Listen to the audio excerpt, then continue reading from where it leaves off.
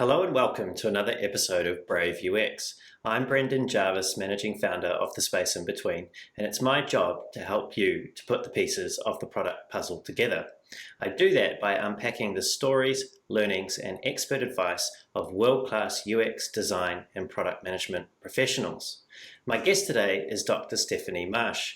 Stephanie is the UX Research Operations Manager at Springer Nature Group, a 175-year-old publisher that publishes the world-renowned Nature Journal and Scientific American, amongst others.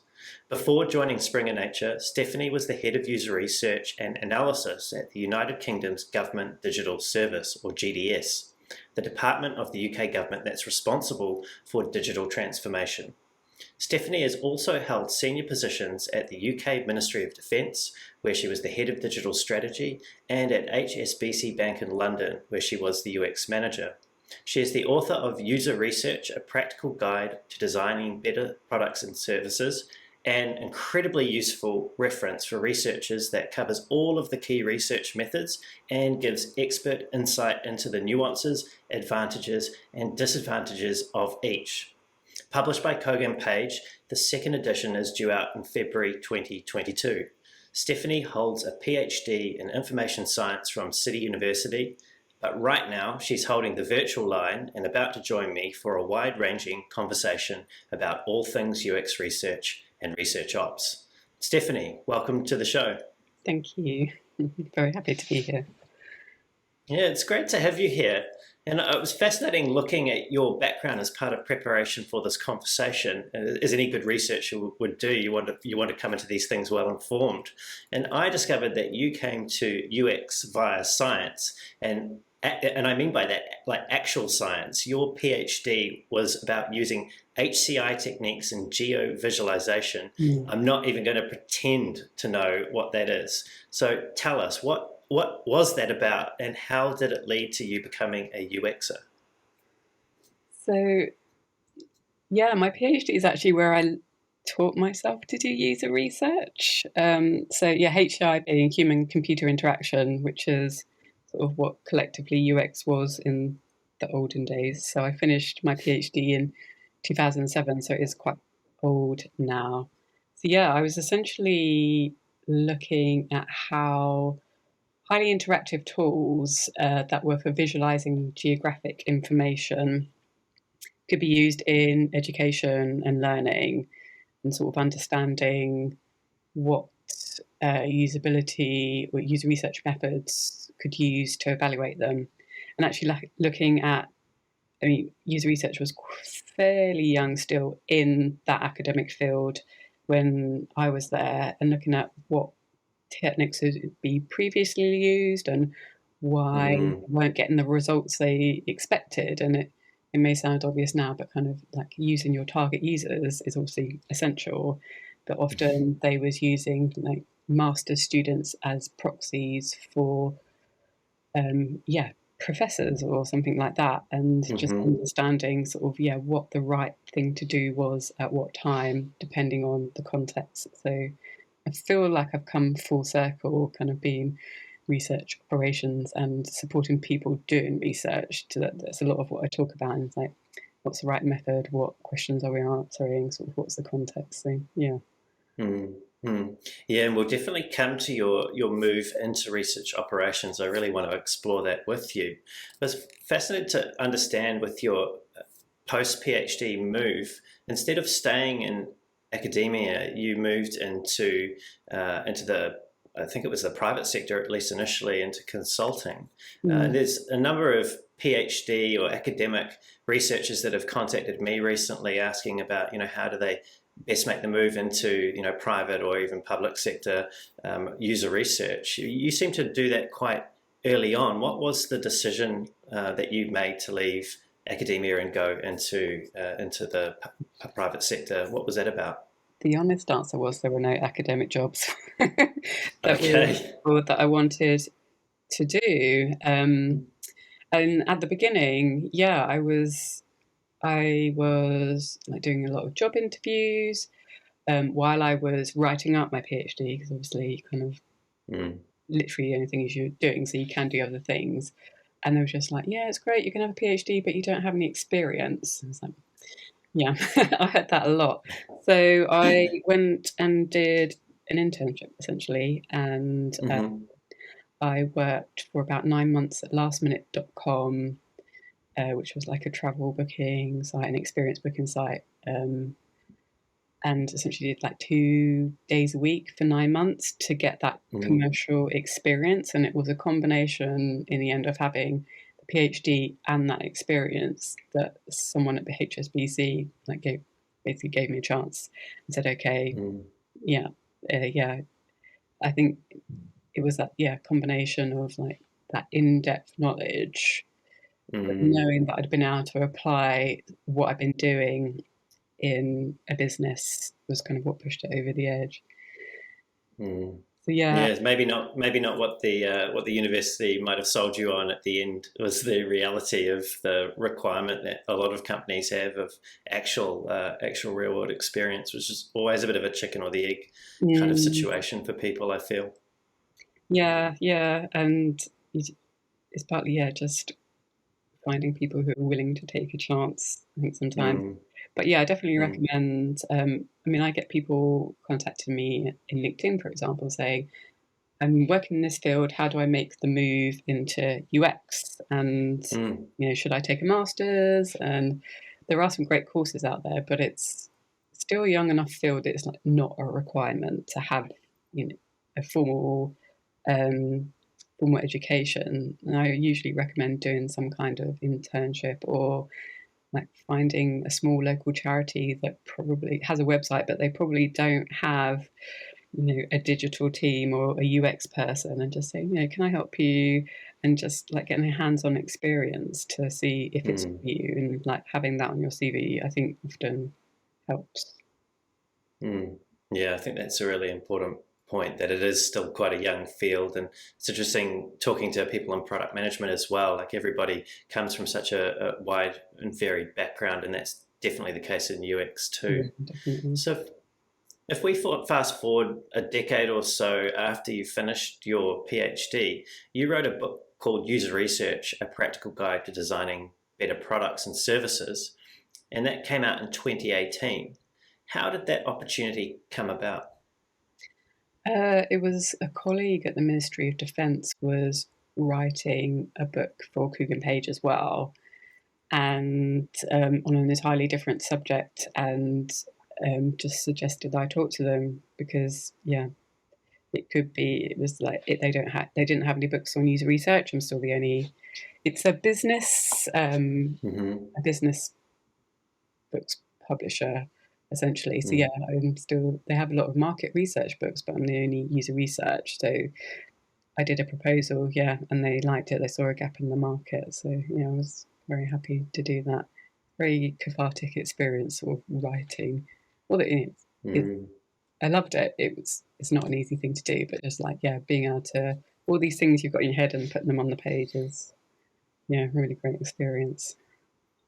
Yeah, I was going to ask you about that, and it's interesting that you say that you loved it, although you did say it was hard as well, because most of the authors that I speak to, it's kind of a love-hate relationship that they have with their work.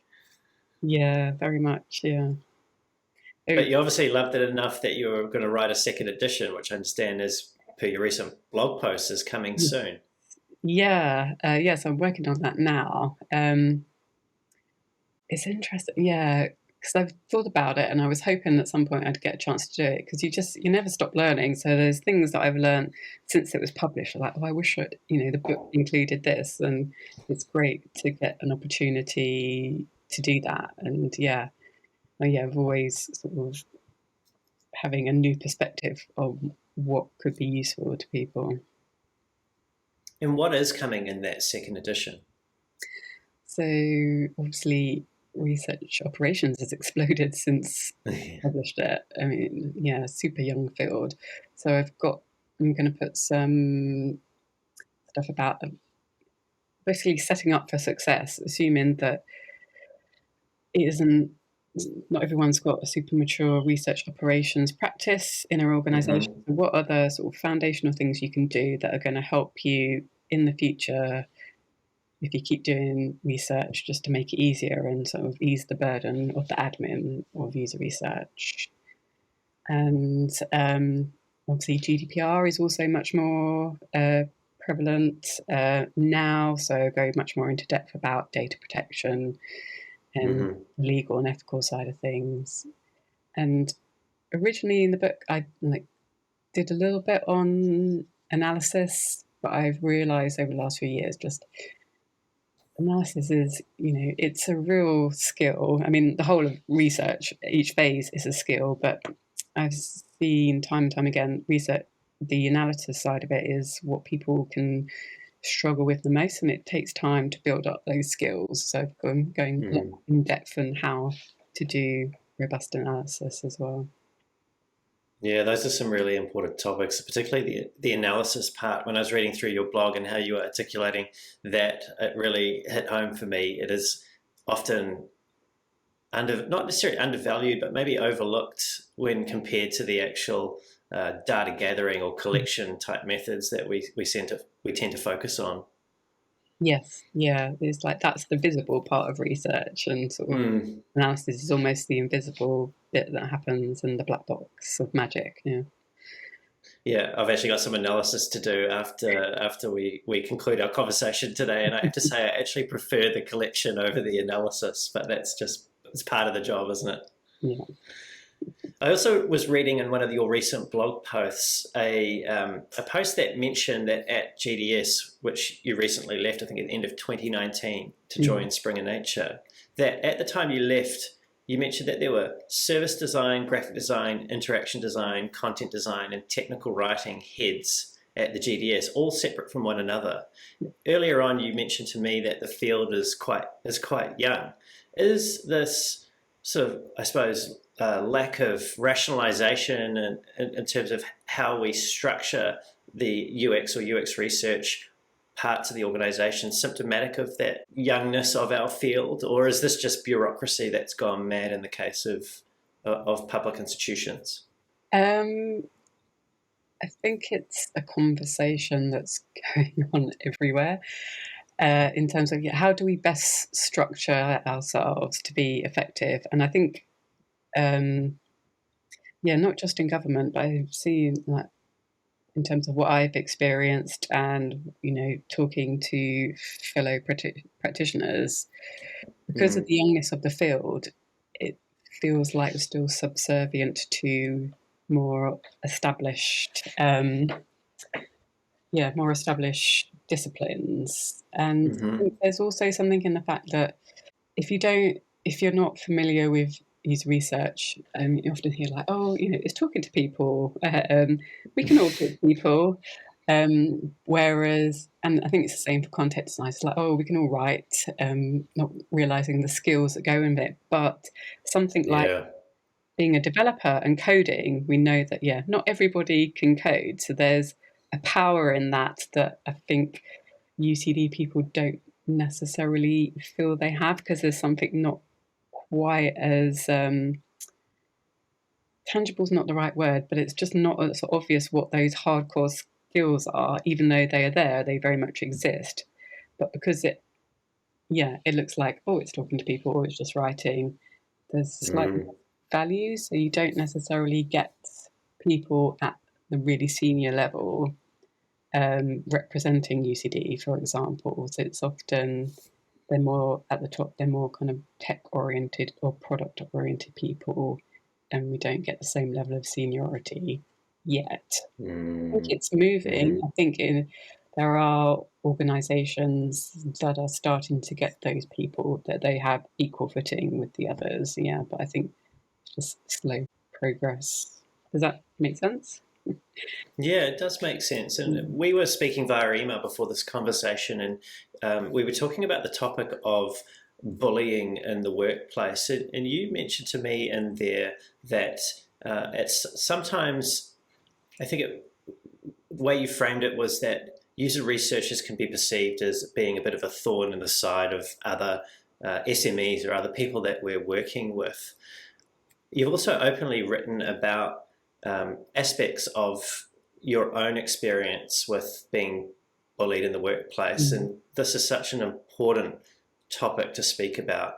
I wondered if you would mind sharing with me what that experience was like for you.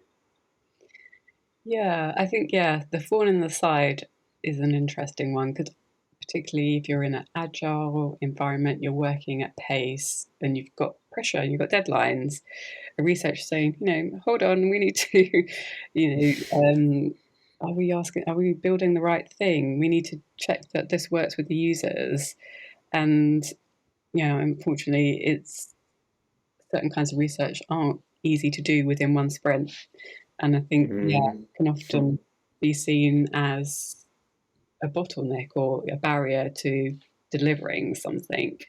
And I know, yeah, many researchers that have felt that sort of resentment or pressure that we need to get this done, and we're saying, we're trying to get it done right the first time because we've validated things with the users, for example, or Yeah.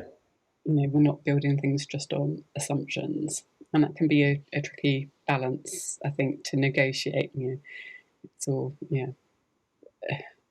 human interactions, isn't it? And sort of trying to negotiate Mm. what the right thing to do is, considering all the pressures. And I guess I think some of it because I've had quite a lot of sort of what is bullying, what is harassment, discrimination training in government. They're pretty good at Mm. um, making people understand what those things look like. And I think in terms of what I experienced, it's often quite subtle, and you even question yourself, like, is that bullying? But Mm. it's how it makes you feel, whatever the intention of the person was. They may not realize how they're making you feel, but I think, yeah, And it's what were those subtle behaviours that you experienced that maybe others are out there are, again, like you mentioned, sort of questioning themselves, like, hang on, is this sort of normal and acceptable behaviour, or is this actually sort of crossing that line into what could be mm, considered bullying?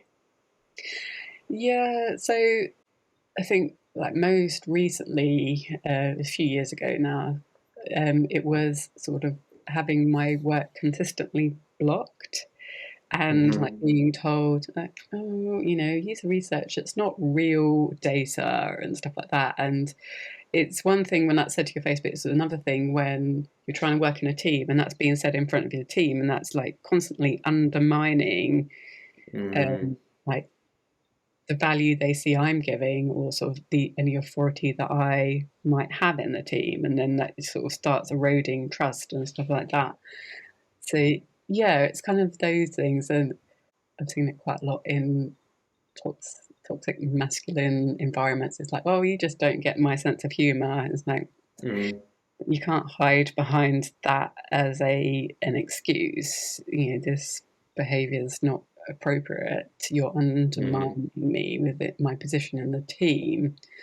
And yeah, I think particularly why I wrote that post is you just see so many people suffer in silence. Like, oh, I can't say anything because I'm not entirely sure what it is that's happening to me, or if I say something, it will make it worse, for example.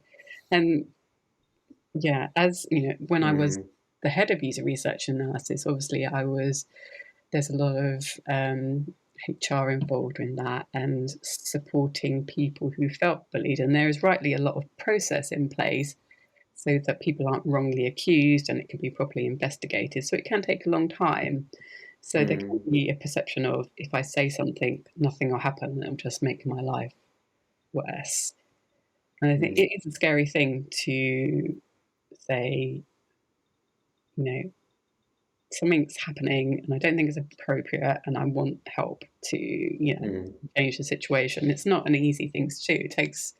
It does take a lot of bravery, I would say, yeah, to do that. But I think, yeah, I wrote that to encourage people to do that because, yeah, if people don't speak up, then we will just stay in toxic environments and ultimately, like, good people leave and you just are left with Mm. the ones that happily sort of swimming around in a toxic soup, I guess. Yeah. Makes a lot of sense. I mean, you obviously took action.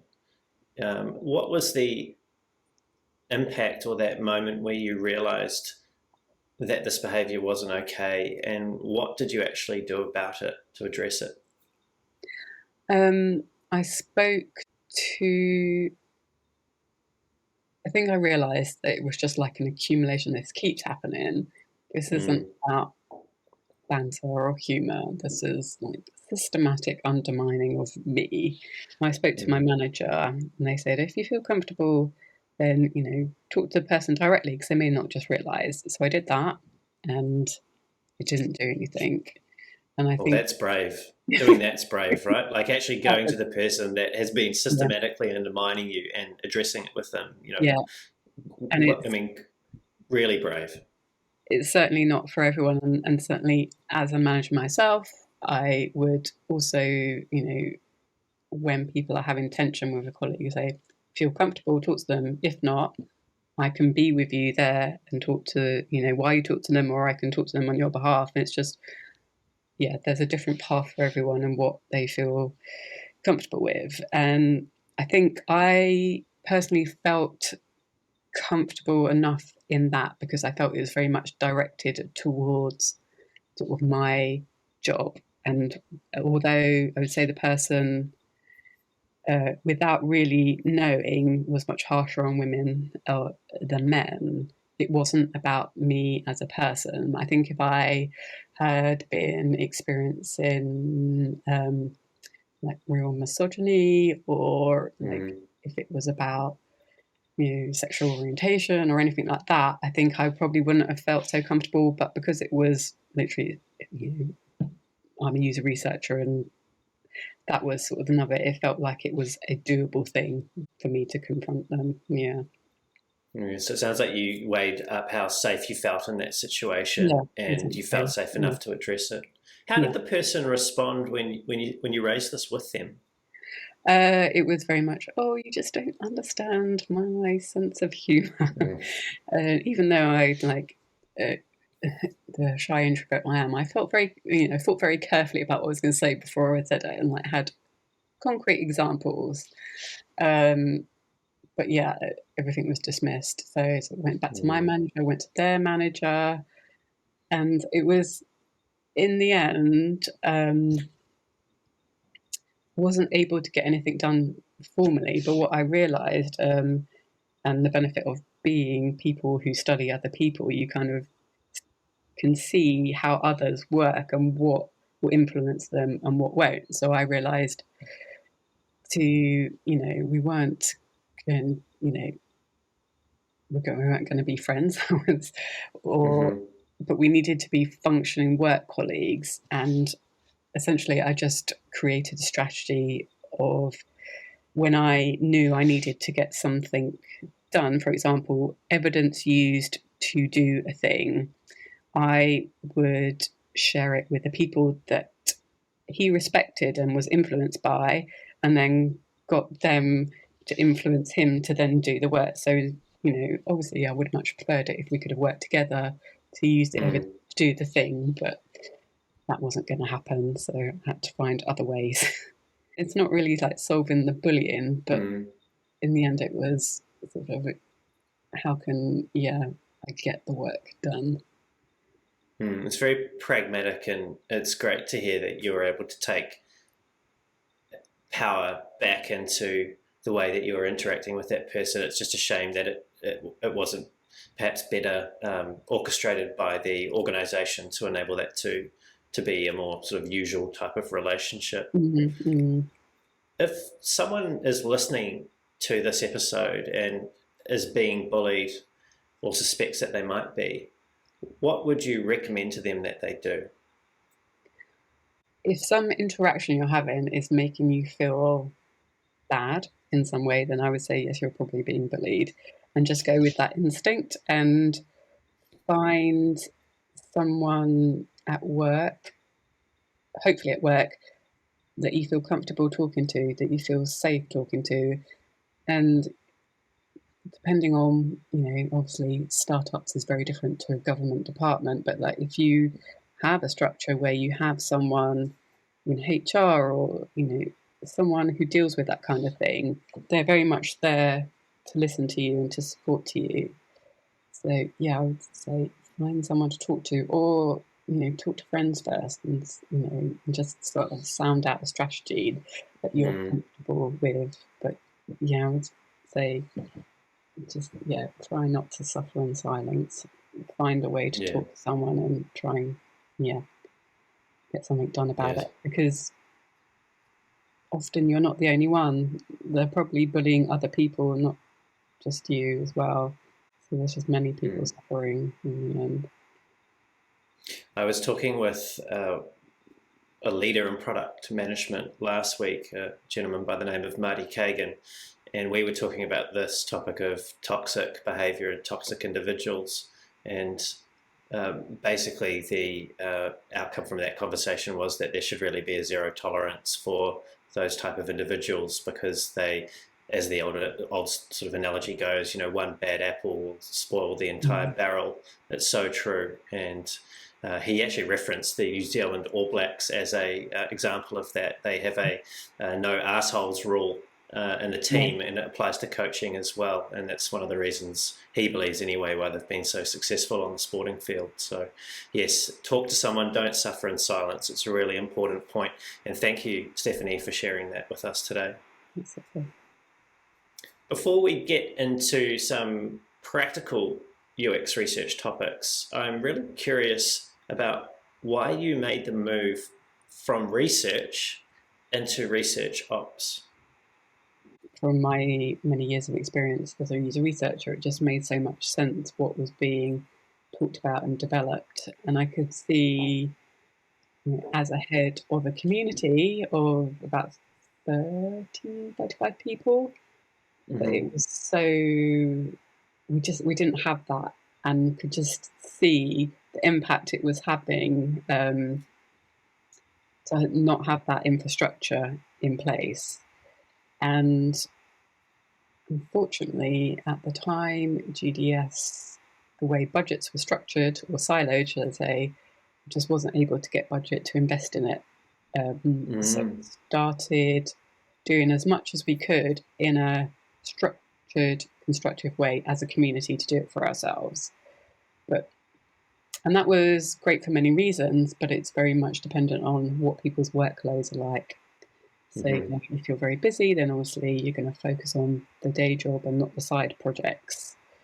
But that made a big difference. And I like helping people, and I think I saw there was lots of interesting stuff going on, and there was the aspect of helping people, and it just felt like the right thing to do. Yeah. You mentioned at GDS in one of the conference presentations I was reviewing before today, you sort of broke down the different models that research is often running in within organisations. What can you tell us about what you realised about the model that GDS was running, what you were attempting to move to, and perhaps where Springer Nature is at the moment in terms of the model that you're implementing or have implemented already there? Yeah. So I would say that GDS at the time was very much distributed. Everything was done in programs. And we did community activities together, like we learned things together, we discussed things together, but like tools and budgets and planning of work very much happened within a program. And there wasn't necessarily a lot of crossover. Whereas at Springer Nature, obviously you still have people in product teams, in programs of work, but we have a centralized team as well. So within the central team, there is like myself and my colleague as research operations, but you also have researchers that are doing like cross, we call them domains, GDS called them programs, but essentially, research that's at that high level that's beneficial for everybody. And obviously we are doing, no matter what team you're in, we as research ops are there to support you, and the budgets for tools are centralized and things like that. And we're set up guidance and governance and like infrastructure that is for everybody, and that is much more effective rather than everyone creating their own thing and having lots of redundancy in there. And you've got the added complexity at Springer, from what I gather, that you've got teams distributed across London, Berlin, and Pune in India. How has that been in terms of a challenge to manage the rollout of a research ops framework and agenda? Um, and we also have teams in Shanghai now. So I think Right. it's, I would say that particularly because, so both research people were both based in London. So obviously time is a factor.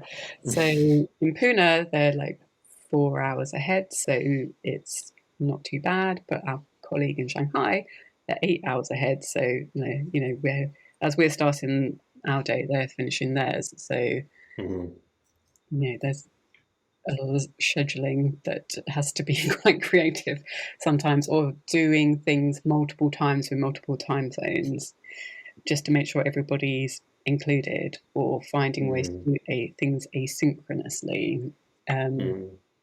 We want everybody to feel equally supported.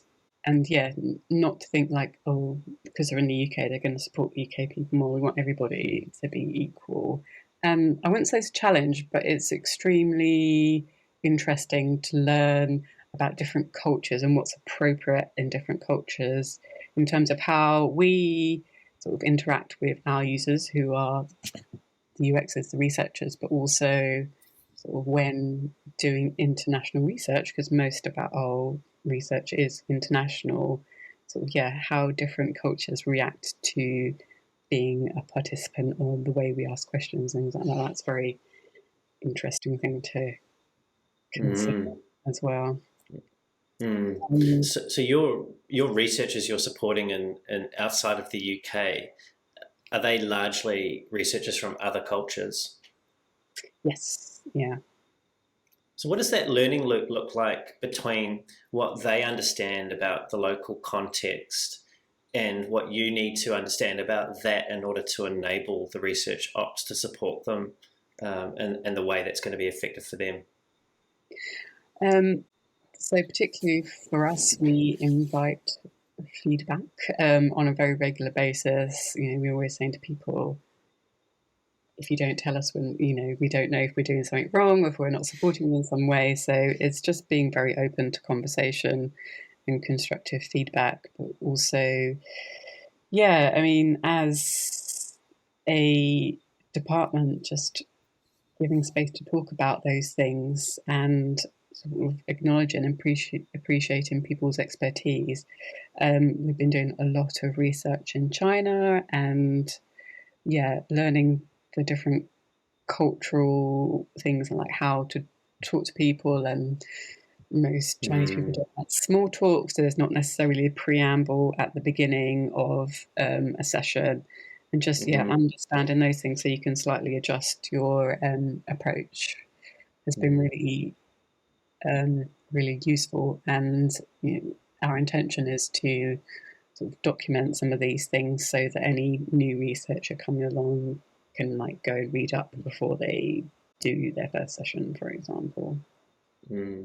So you're 18 months or so in now to that role of running research ops at Springer Nature. What ways are you measuring the effectiveness of UX research ops? Yes, we do. We have some metrics. So we track in terms of what GDPR issues we have identified and resolved, that kind of thing. And particularly for the first year, we was tracking all the different kinds of questions that we were being asked when people were asking for support, to try and identify sort of, is there something we need to provide in that area? Got it. Yeah, so that, and part of being international is obviously we are there to help, but if you're in a different time zone, we want there to be documentation, guidance, etc., that you can use if we're not there to answer the question immediately. So like thinking about, okay, maybe we need a guide on this because we keep getting asked questions about it. Mm-hmm. And we do a lot of our own research as well. So we do, the work we do is informed by researching with those users. Even though it's like a group of 20, it's pretty stable who those 20 people are. But every project will have an element of doing research to know if we're doing the right thing. Mm. Time is always a constraint in almost every line of work. I've heard you say before that there's never enough time to do everything that needs to be done in research ops. In your experience to date, what are the most important things for someone that is perhaps a new research ops leader to focus on? I would say it's different for every organisation, and the first thing to do is work out what is key to focus on in your organisation. So, yeah, within 3 months of the team forming, we did a series of workshops with all the UX people to identify what all the pain points were, and then we could prioritise what stuff was coming up the most. So I would say if you have to start somewhere, probably start with data protection. In terms of, being legally and ethically important. But I think having those conversations to understand where, where the biggest gaps or where the biggest pain points are is, the best way to go. And what is it about that is one of the best ways to go? So I guess I take that approach. Still a user researcher at heart, and just you can, particularly if you're new to an organisation, you can kind of make some assumptions of what might be the right thing to do, but understanding the research process that people are using and how you can fit into that and where you can support. I think it's just useful to really get to know that before you start. Particularly, like part of our jobs is like change management, and even when we're changing things for the better, it's still a change that people have got to get used to. So starting to build those relationships so that you can understand how best to implement change. Yeah, that's a really valuable point, and it's often underestimated just how important when people call them the soft factors are in leading any kind of change. But ultimately, it's reliant on those factors being well looked after in order to be successful. Yeah, and I think there's something in like people feeling listened to. It's a research. It's it's a tough job. It's an amazing job, but it can be quite tough. So being able to just say, this, I find this really hard, or this is working well, and I can't stand this. Yeah, I think that helps as well to start that engagement process. You mentioned the importance of that new leader to research ops, getting things in terms of data compliance, GDPR, from a legal and a risk and an ethical point of view, sorted as one of the first things that they do. GDPR has been in effect for 3 or so years now, and it really has forced companies to implement better ethics around how they collect and store and manage people's data. What impact have you observed that GDPR has had on the way that UX research is conducted? I think it forces is not the right word, but I'm going to say it anyway. Forces us to be sort of much more organised about particularly data storage and where things are stored and how long for, and also in sort of, I think it's a really good thing in terms of questioning like what is the data that we really need, rather than we'll just gather everything and see what comes, but like really focusing in on what data do we need to answer the question that we have. And I think that's a really good thing. I know when GDPR first came out, people were quite scared. It's like, oh well, we won't be able to do research anymore. But it often is perceived as a like, oh, GDPR, because of this, it's going to take longer. But I don't think that's true. I think it's complex, and if you're not thinking about it every day, I mean, we think about it every day, it can seem a bit scary, but there will always be someone to ask. So just don't be afraid to ask a question. And if you're not sure if what you're doing is complying with data protection regulations, ask someone rather than just like hoping it's okay. And what are some practical considerations that researchers that may not have a research ops function, or even research ops people need to consider when planning and running research to be compliant with GDPR?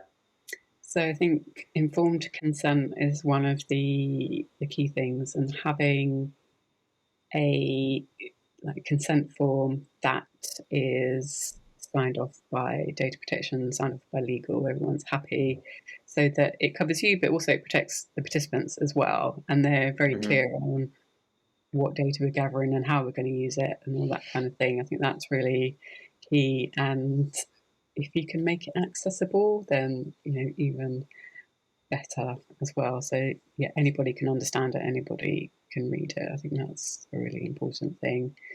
And the other sort of things we spend a lot of time on is making sure that the tools that we use are GDPR compliant, and particularly as we're recording people, potentially sharing personal information as they do the research. So just making sure that it's really secure and we're storing the data in the right place in the right way is really key. Sounds like a bit of collaboration with a few other sort of experts in the organisation are required. Yeah.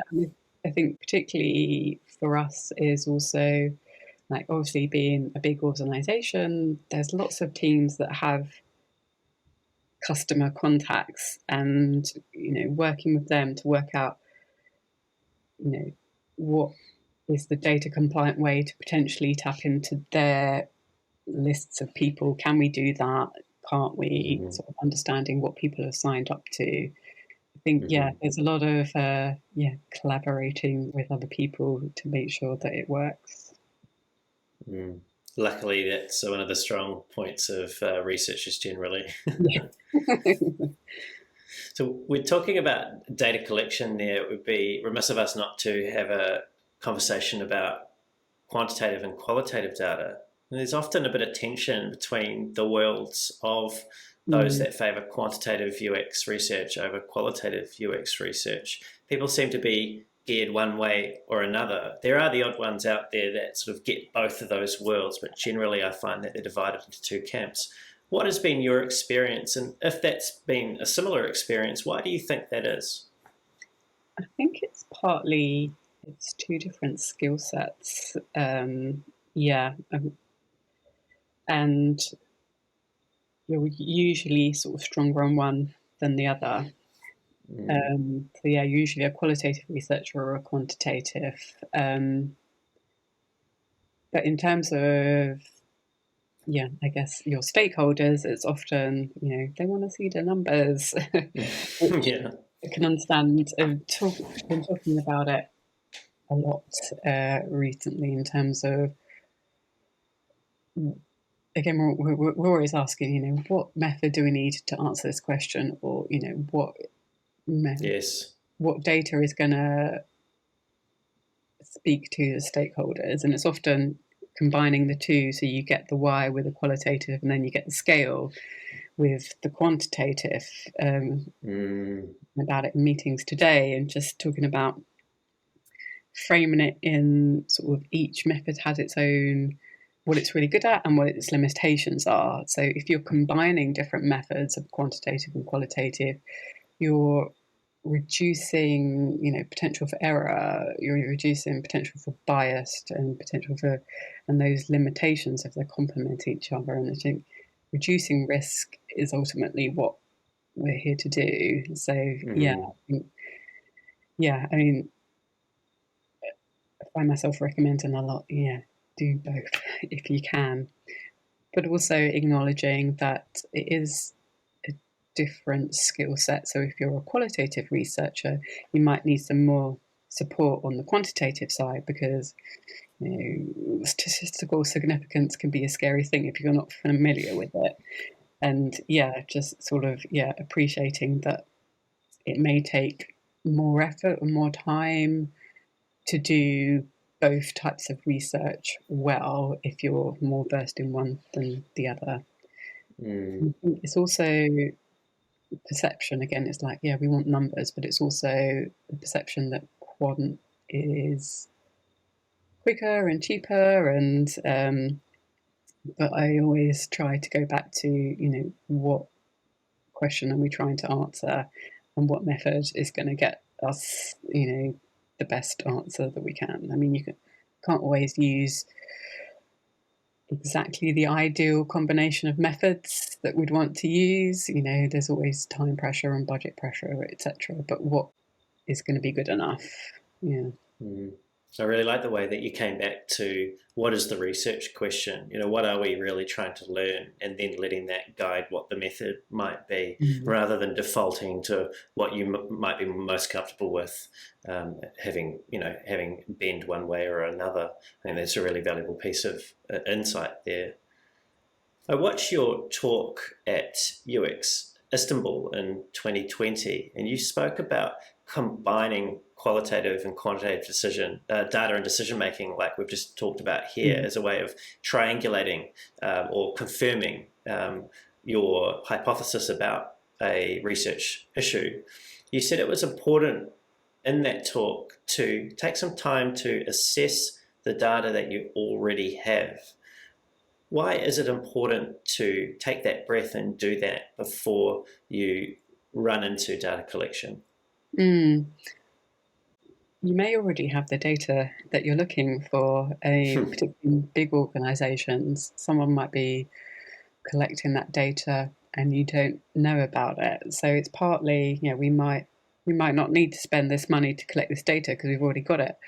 But also, it's about, so if we know a certain amount about what we're looking for, we can then really focus in on the specifics. We know where the gaps are. So I think it's, rather than it's partly redundancy. You don't want to do the same thing again and again, but it's also, can we get more focused on what it is what question we're answering, what we do know, what we don't know. And again, it comes back to GDPR as well. It's like, do we need to collect this data or not? Yeah. Yeah, and you've written about the storage of research data in terms of what I believe you've called an insight library. Perhaps other terms people might be familiar with. There may be some distinction here, and please make the distinction if there is. They might be familiar with the term research repository. What are the factors that first of all, I suppose, what is an insight library? And secondly, what are the factors that you need to consider as an organisation or as a UX research ops team before you go and try and implement one of these libraries into your organisation? Yeah, that's a good question. So I would say an insight library is a knowledge management tool. So it's very much, you're extracting the insights from universal truths, we could probably call them, from the research, and it's sort of context agnostic and not about a specific product. It's probably sort of more about a user's context, the way they behave. It's been shown true from multiple methods. Sort of, there's many data points, so you can say, we know this thing about our users in this environment. This is how they behave. This is their context. And I think if you're going to have an insight library, you really need a librarian. That is a full-time job to maintain that insight, to make sure that because that's quite that's a huge additional job to do as a researcher when you're trying to deliver things for your team, to then go and put the insights into a library when you're trying to plan the next project. So like curating it and keeping it up to date, and making sure that those universal truths are still true. Like, has there been a major shift in the market or in your organization's direction? You'll have to go back and review Mm, them. Are these mm. still valid? So yeah, it's a lot of work, and I think often those things fail because people are doing them as a side job rather than having someone to like dedicate it. But Mm. there are still useful things that you can do before then. Like, I do make a distinction between a research repository and an insight library. So research repository is more like you can go somewhere, you can go and find, it might be like all the templates we have or all the reports we have. So you haven't like extracted the meaning from the report, but you can go and find it and read it for yourself and decide if it's relevant or not. Got And it. that, And is this so you can avoid repeating research that may have already been run?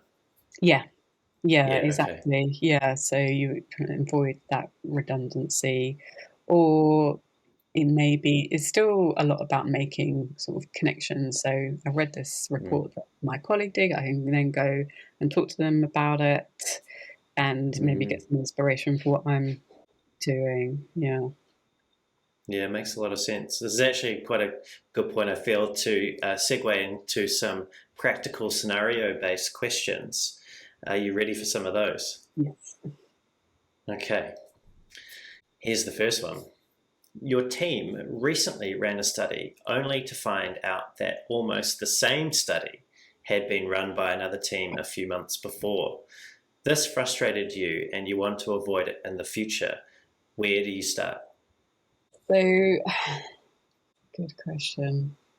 I think I would first check, is it really just repeating the same thing, or are there different focuses, or is it a valid thing to do it twice? But I think it's often about establishing practices that um so that you're sort of as a team sharing, like, we're planning this, so you know what other people are planning to do, what's on the roadmap, and having Mm, those tools, those places to that people can go and find what's been done before, so that you're not repeating it. Yeah, I think it's partly tools, partly infrastructure, partly sort of, again, sort of like networking and just got like it. connecting with people. Part of the usefulness of having a centralized team, like where I sit, is that because we're talking to everybody, when people say, "Oh, I'm planning this research," I can say, "Oh, yes, I spoke to another team 3 months ago. They did something very similar. Maybe you should talk to them before you start doing this." So if you've got people who have that sort of overview, that bird's eye view of the bigger picture, that can be very useful as well. Yeah, that sounds really useful. You mentioned tools in there as a way of helping to alleviate that issue. What tools have you ever used in the past or are currently using to make it obvious what research is being planned or has recently been planned or run? So we currently use Trello, um, Okay, and not everybody loves it, but it works fairly well, particularly for what's being planned. At the moment, not so well for finding old research and reading that.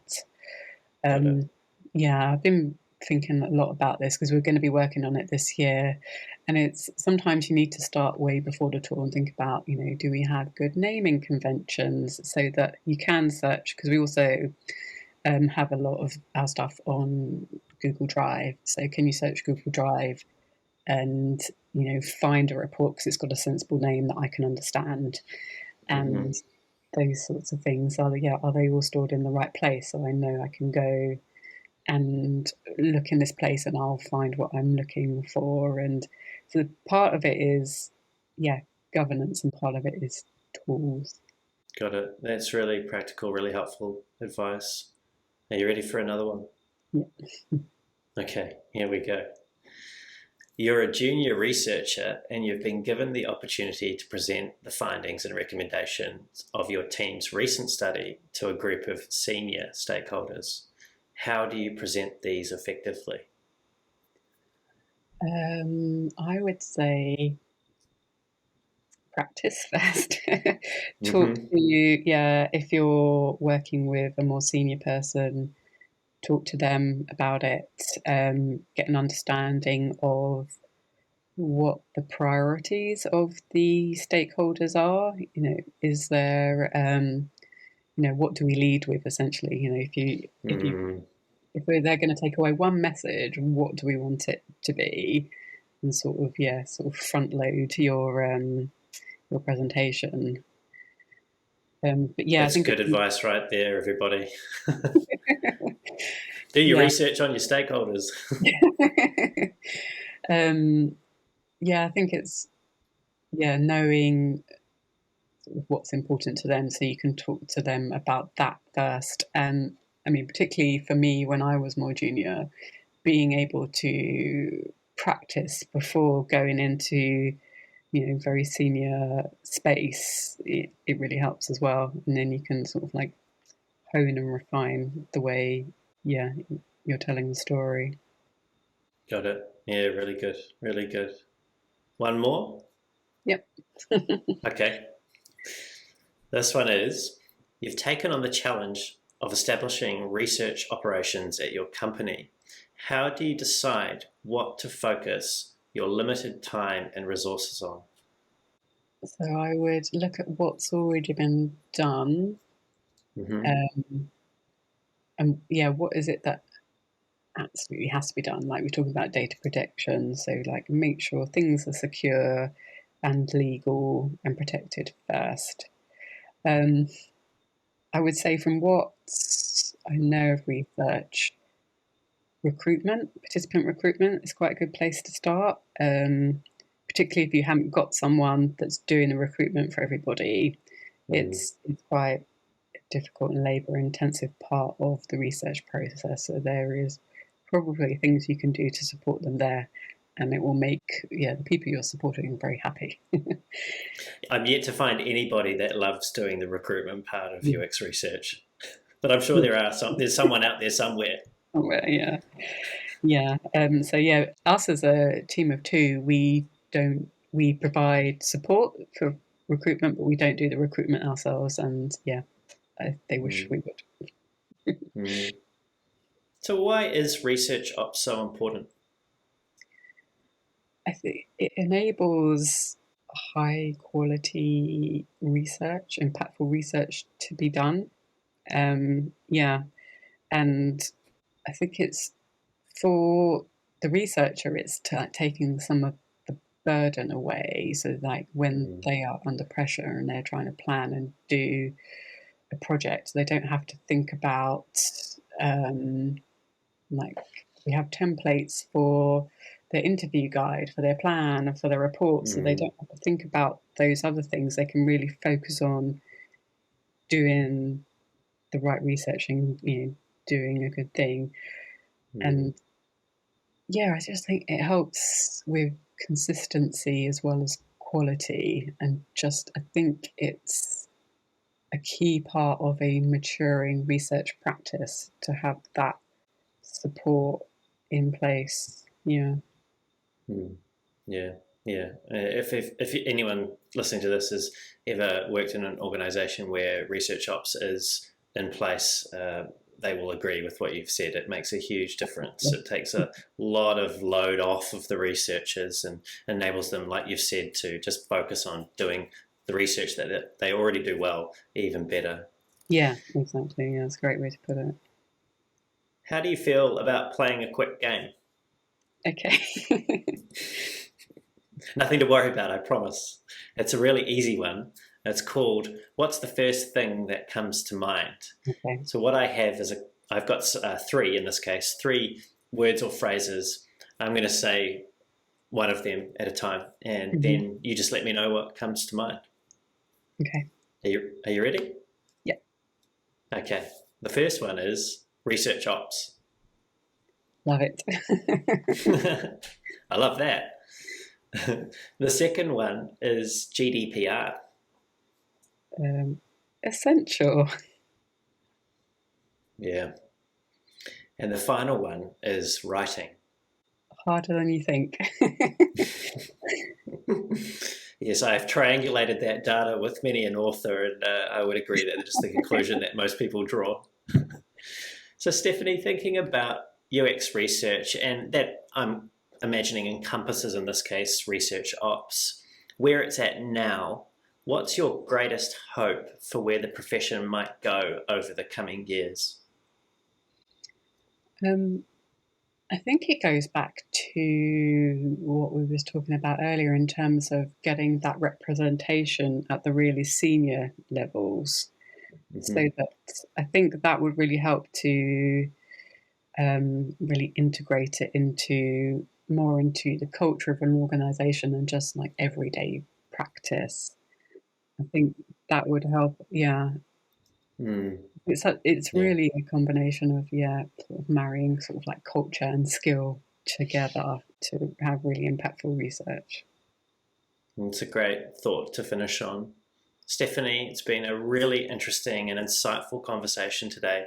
Thank you for so generously sharing your knowledge and experiences with me. I'm sure that the people listening to this episode will get a huge amount of value out of what they've heard today.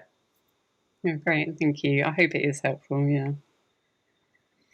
If people want to find out more about you, Stephanie, what you do, your books, your writing, what's the best way for them to do that? So I use Twitter only for research and research operations and sort of PCD stuff. So you can find me on Twitter. If only I could remember my handle. Or I blog mostly on Medium, and even if I blog on other platforms, I tend to then also put it in my Medium, so it's all in one place. So I would say they're the best places to go. Great, thanks, Stephanie. I'll be sure to put links through to your Twitter and also to your Medium in the show notes. To everyone who's tuned in or listening to this episode, it's been great having you do that. Everything that we've covered in the conversation today will be in the show notes on YouTube, including where to find Stephanie and her book, User Research, plus any of the other resources that we've mentioned. If you've enjoyed the show today and you want to hear more of these great conversations with world-class leaders in design, UX, and product, don't forget to leave us a comment and subscribe to the podcast.